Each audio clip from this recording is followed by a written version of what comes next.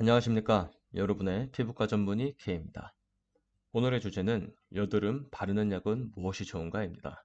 구독과 좋아요, 알림 설정을 하고 싶도록 쉽고 간단하지만 내용을 알차게 잘 알려드리겠습니다. 그럼 바로 시작하겠습니다.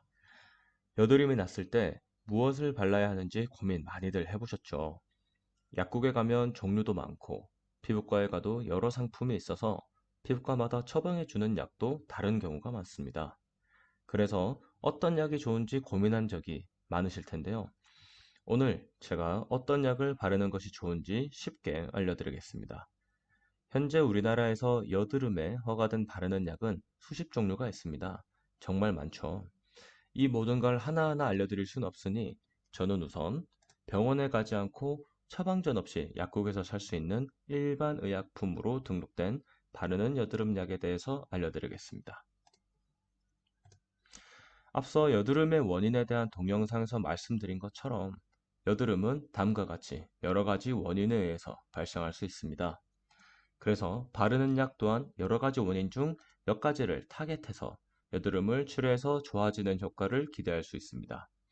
처방전 없이 살 수 있는 바르는 약으로는 크게 모공에 막힌 각질을 제거해주거나 여드름균을 죽여주는 항균 효과가 있거나 염증을 줄여주는 소염 효과가 있는 성분들로 이루어져 있습니다. 그 전에 대부분의 여드름 약에 사용되는 성분들이 그 종류에 따라 조금씩 차이는 나지만 대부분 자극감이 있을 수 있고 피부를 건조하게 만들 수 있습니다. 따라서 보습제와 함께 사용하는 것과 야외 활동 시 자외선 차단제를 함께 바르는 것이 공통적으로 매우 중요하겠습니다.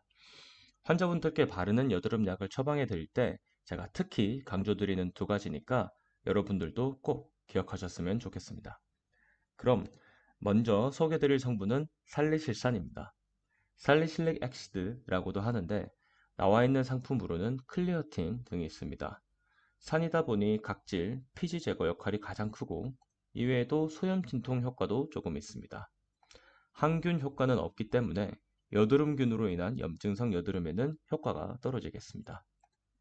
따라서 화이트헤드, 블랙헤드 등의 좁쌀 여드름 단계에서 1차적으로 사용하시기 좋습니다. 그 다음 알려드릴 성분은 과산화 벤조일입니다. BPO라고도 줄여서 많이들 부르는데요. 상품으로는 토킬로겔, 파테마겔, 벤작 에이시겔 등이 있습니다. 여드름균은 산소를 싫어하는 현기성 균으로 과산화 벤조일이 생성하는 반응성 산소종을 통해 항균 작용을 기대할 수 있습니다.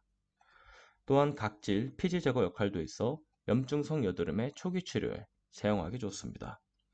또 과산화 벤조일의 장점 중 하나는 항생제와 같이 항균 작용을 가지면서 항생제와는 다르게 내성이 없기 때문에 내성 걱정 없이 비교적 오래 사용할 수 있다는 것입니다. 하지만 이 또한 앞서 말씀드린 것처럼 자극감이 있고 피부를 건조하게 만들어서 보습제와 꼭 함께 사용하는 것을 추천드립니다. 시중에 2.5%, 5%, 또 10%까지도 나와 있는데 10%, 5%가 2.5% 비해 효과가 월등히 더 좋진 않기 때문에 자극감을 고려해 보면 2.5%를 사용하시는 것이 추천드리는 저만의 팁입니다. 2.5%도 충분한 효과를 누리실 수 있습니다. 다음은 이부프로펜티코놀, 이스프로틸, 메틸페놀입니다. 상품으로는 엔젤토 크림, 큐아크네 크림, 에크논 크림 등이 있습니다. 사실 개인적으로는 크게 처방하거나 알려드리진 않긴 하는데 비교적 최근에 나온 성분의 국소제제라 인기가 좀 있는 편이라고 합니다. 이부프로펜테코놀은 소염 작용이 있으며 이스프로필 메틸페놀은 항균 작용을 가집니다. 이 제제의 장점은 피부 자극이 적어서 피부 타입에 상관없이 비교적 안전하게 수시로 바를 수 있다는 것이지만 그만큼 단독으로 사용했을 때 효과는 적습니다. 따라서 다른 국소 제제들이 자극감이 심해서 사용하기 힘들 분들께 추천해드리곤 합니다. 참고로 각질 제거 효과는 매우 부족하기 때문에 좁쌀 여드름에는 효과가 부족하고 염증성 여드름에 효과가 있겠습니다. 마지막으로 알려드릴 성분은 아젤라인산입니다. 아젤렉 엑시드라고도 하는데 상품으로는 아젤리아 크림이 있습니다.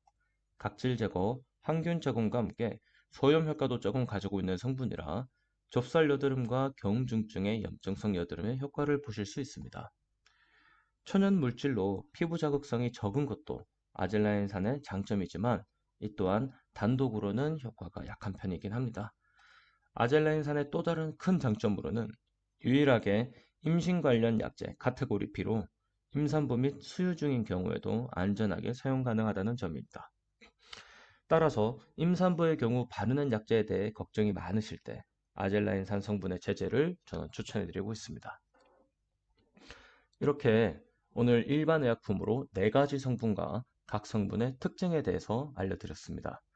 정리해보면 비염증성의 좁쌀 여드름에는 살리실산, BPO, 아젤라인산을 이용하시면 좋고 심하지 않은 경증의 염증성 여드름의 경우 BPO, 이부프로펜티코놀, 아젤라인산, 살리실산을 사용하실 수 있습니다.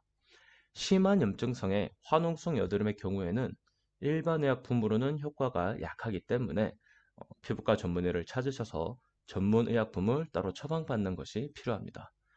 전문 의약품에 대해서는 다음 시간에 알려드릴까 합니다.